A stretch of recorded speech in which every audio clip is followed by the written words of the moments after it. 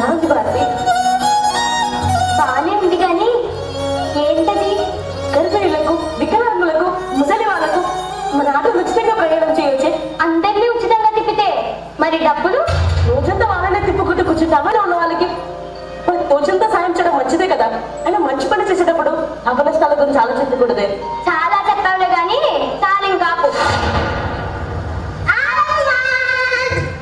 మీరేంటి ఇంకా ఇలాగే ఉన్నారు? పడికి టైం కావట్లే, బ్యాగ్ సర్దుకొని తెచ్చుకోండి. అది సరే, ఎన్నాళ్ళు లేనిది ఉన్నట్టుండి ధర్మబుద్ధి ఎక్కడి నుండి పుట్టుకొచ్చిందో తమరికి. నిన్ననే నిండు గర్భిణి ఆసుపత్రికి చూపించుకున్నామని సిటీకి వచ్చింది. అప్పుడు పేదవాళ్ళు అనుకుంటారు ఆసుపత్రికి రోడ్డు మీద నడుచుకుంటూ వెళ్తూ అలాగే పడిపోయింది. అది చూసి ఏ గుండె కరగలేదే. ఆ దారి నుండి వెళ్తున్న నాకు ఆ విషయం తెలిసి మన ఆటోలను హాస్పిటల్కి తీసుకెళ్ళాలి. కానీ డాక్టర్లు అప్పటికే ఆలస్యమైపోయిందన్నారు. అందుకే ఇక్కడైనా ఇలాంటి నిశ్చయాలకి కాస్తైనా సాయం చేద్దామని అనుకుంటున్నాను. దారిని పోయే కంపను నెత్తి తగిలించుకోవడం అంటే ఇదే. ఎంత చెప్పినా అర్థం కాదే. నీకు అర్థం కావట్లే. పిల్లలు పిల్లలు కుల్కటే బతుకు పదన్నా. బాయ్రా.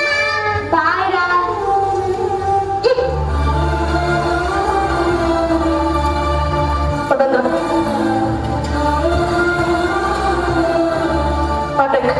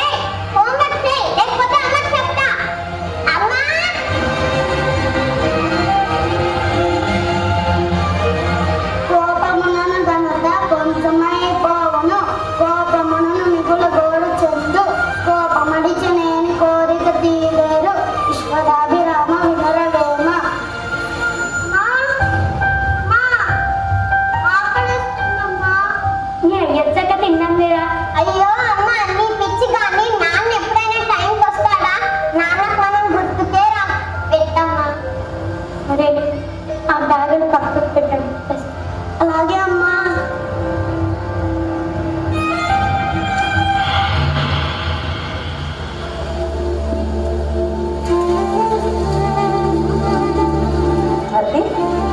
భారతి ఏంటి భారతి ఇక్కడ పడుతుందా? అన్న తిన్నావా? ఏడైందయ్యా అసలు ఈ టైం కన్నా వచ్చేది? నీకు పెళ్ళం పిల్లలు ఇల్లు సంసారం ఏంటి నేను గుర్తుందా అసలు?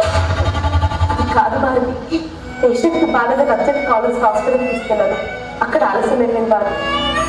ఏం చేయమంటావు భారతి? నన్ను గురించి సహాయపడాలన్న ఉద్దేశంతో పెట్టారు. కానీ దిగాక తెలుస్తుందన్నారు. నా అవసరం ఉన్నట్టు రోజంతా నా ఫోన్ మోగుతూనే ఉంది. క్షణం కూడా తిరిగా లేకుండా పోయింది. సంపాదించే ప్రతి రూపాయి తొమ్మిది ఆయిల్కి కూడా సరిపోట్లేదు. నేను మొత్తుకునేది అదే. ఇంటి ఖర్చులకు డబ్బులు ఇరమ్మా అనేది. పిల్లలు ఫీజు కూడా కట్టలేదు. అంత ఇబ్బందిగా ఉన్నప్పుడు మాని పారేయచ్చుగా. ఎంతో మంది ప్రజలు ఇబ్బంది పడుతున్నారు. నీకు తెలుసా భారతి? బహుశా తెలుసుకొని మన ప్రభుత్వాలు 108, 104 లాంటి పథకాలు పెట్టారు. వాటికి ఫోన్ చేస్తే కరెక్ట్ టైంకి వస్తాయా రావో తెలియదు. కానీ ఈ చంద్రుకు ఫోన్ చేస్తే ఖచ్చితంగా వస్తాడని ప్రజల్లో నమ్మకం ఉంది.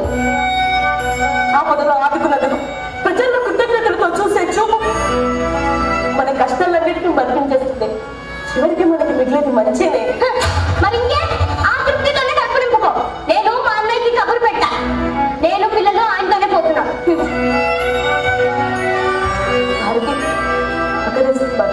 తింటే తిను, లేకపోతే ఫోన్ పట్టుకుంటూ ఎవరు ఒకరు ఫోన్ చేస్తారు కదా. పో.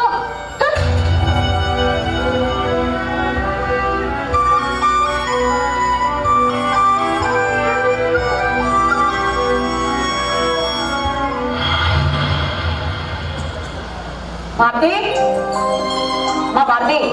ఏంటి బాబా ఇంత పొద్దున్న వచ్చావు? కూర్చో, నేను పిలుస్తాను. భారతి, ఏంటి బావా నీ పేరు ప్రజల్లో మారిపోయిపోతుందట? ఏదో నాకు చేసే ఒక్క సాయానికి ప్రజల అభిమానం బాబా, అంతే. కానీ నీళ్ళు ఆడిపోతుంది,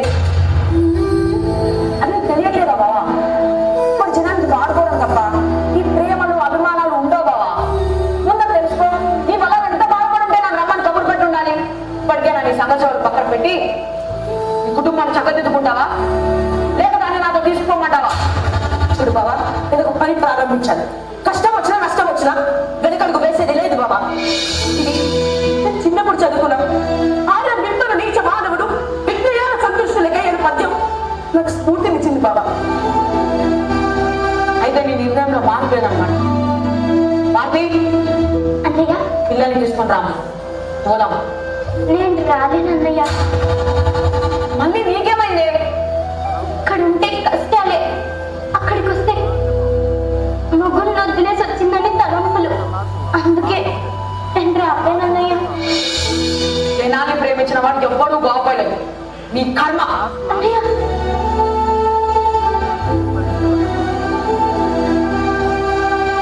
థ్యాంక్ యూ భారతి. పుట్టింటికి తలంపులు తేకూడదు రాగాను కానీ నీ ఘన కార్యాలను మెచ్చి కాదు. ఇప్పుడు చెప్తున్నా విను. నీ తప్పులు తెలుసుకుని తప్పు ఒక్కడే నాతో మాట్లాడాలి, లేదంటే నా బిడ్డలు మీద ఉంటే రండిరా. నువ్వంటే మాకు ఇష్టం లేదు నాన్న, ఇష్టం లేదు నాన్న.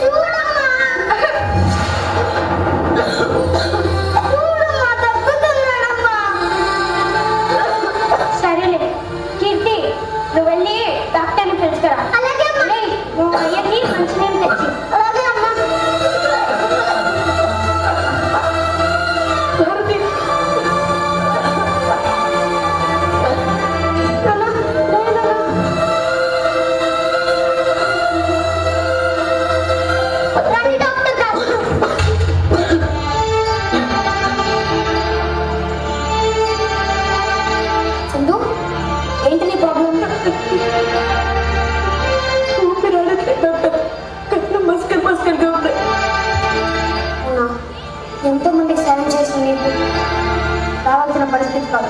ఇన్ఫెక్షన్ వల్ల లంగ్స్ బాగా డ్యామేజ్ అయ్యాయి, బాడీ కూడా ప్రమాదకరంగా మారింది. మీరు వెంటనే పెద్ద హాస్పిటల్లో జాయిన్ అవ్వండి. నా దగ్గర చిల్లి కవ్వ కూడా లేదు డాక్టర్.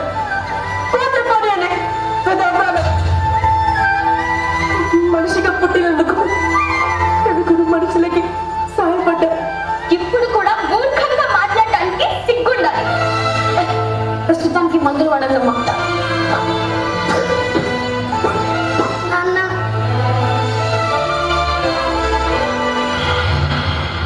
హాయ్, నేను డాక్టర్ కిరణ్ కుమార్ని మాట్లాడుతున్నాను. ఈ వీడియో చేయడానికి కారణం చందు, ఒక సామాన్యమైన ఆటో డ్రైవర్. కానీ నిలువెత్తు మానవత్వం. మేము కష్టంలో ఉన్నాము రాచందు అంటే అరక్షణం కూడా ఆలస్యం చేయకుండా అక్కడ ఉండేవాడు. కానీ ఇప్పుడు ఆ మానవత్వం మట్టిలో కలవబోతుంది. రండి, చెయ్యి వేసి చందును కాపాడుకుందాం. ఈ వీడియోని స్ప్రెడ్ చేయండి. ధన్యవాదాలు.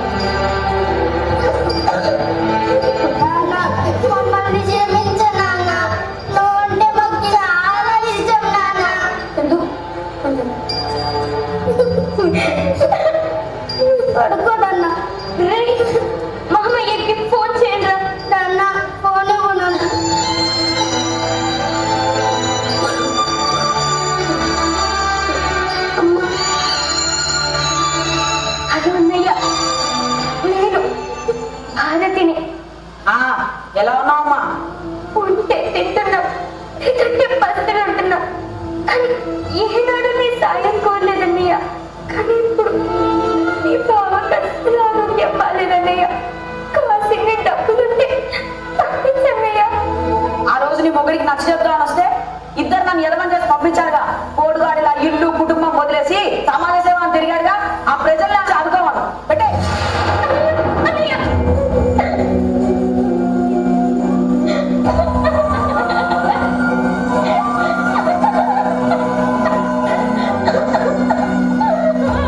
భారతి, నాకేం కాదు భారతి. ఏడు పిల్లలు ఏడుస్తున్నారు. నాకేం కాదు నాన్న, నాకేం కాదు.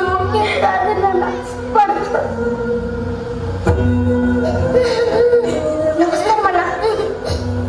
ఎవరండి? నా పేరు జానీ, ఊరబండాలు మెకానిక్ ని. ఇప్పుడే చందన్న గురించి ఫేస్బుక్ లో వీడియో చూసి వచ్చిన. నొప్పులతో ఇబ్బంది పడుతున్న నా భార్యని పైసలు లేక బండి మీద తీసుకుపోతుంటే బండి ఆగిపోయింది. చందన్ని వచ్చి నా భార్యని ఆసుపత్రికి తీసుకుపోయిండు. అతను అన్న కష్టం వస్తే ఊపుట్టమా, అందుకే వచ్చిన. చందన్న, నీకేం కాదు చందన్న, నీకు మేమున్నామన్నా. అవును ఉన్నాం. ఎవరండి? నమస్కారం అండి, నా పేరు లక్ష్మి. డ్యూటీ పని మీద వేరే సిటీలో ఉన్నా. అమ్మకి బాగాలేదని ఫోన్ వచ్చింది. ఏం చేయాలో అని ఆలోచిస్తుంటే చందన్న గుర్తుకొచ్చాడు. ఒక మామూలు ఆటో డ్రైవర్ మాట మీద నిలబడతాడా అని అనుకున్నా. కానీ ఫోన్ చేసి చెప్పిన గంట సేపట్లో మా అమ్మ హాస్పిటల్లో ఉంది. అది చందన వల్లే. ఇలాంటి చందన కష్టం వస్తే మేము ఊరుకుంటావా? మీరు నేను అన్న చేత సాయం పొందిన వాళ్ళేనమ్మా. వీడియో చూసిన కొద్దిసేపట్లోనే ఇంతమంది వచ్చామంటే అన్న చేత సాయం పొందిన వాళ్ళు ఇంకెంతమంది ఉంటారో ఆలోచించమ్మా. చందన్న మనసులో మనిషమ్మా. నేటి సమాజానికి ఇలాంటి వాళ్ళు కావాలి. అవును కావాలి. లేకపోతే మానవత్వం, మానవ సేవ అనే మాటలు మరుగున పడతాయి. పదండమ్మా, ఇంకెందుకు ఆలస్యం? మనం చందనను కాపాడుకోవాలి. కాపాడుకోవాలి. మమ్మల్ని క్షమించనాన్న. నువ్వంటే మాకు చాలా ఇష్టం నాన్న. అది మేము అర్థం చేసుకోలేకపోయాం నాన్న.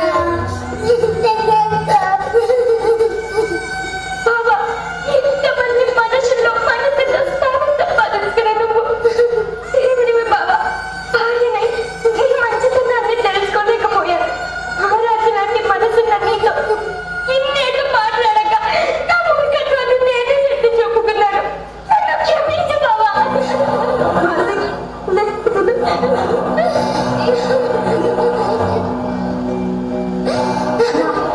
తీసుకో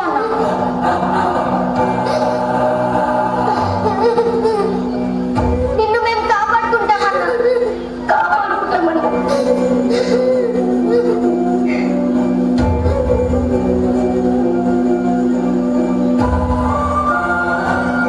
ప్రార్థించే పెదవుల కన్నా సాయం చేసే చేతుల మిన్న. మనం చేసే సాయం చిన్నదే కావచ్చు, కానీ అది అవసరమైన వారికి కొండంత. ప్రజలందరి మనసుల్లో సేవాభావం నిండినప్పుడు ఈ భూమి మీద నేను ఒంటరిని అనుకునే మానవుడే ఉండడు.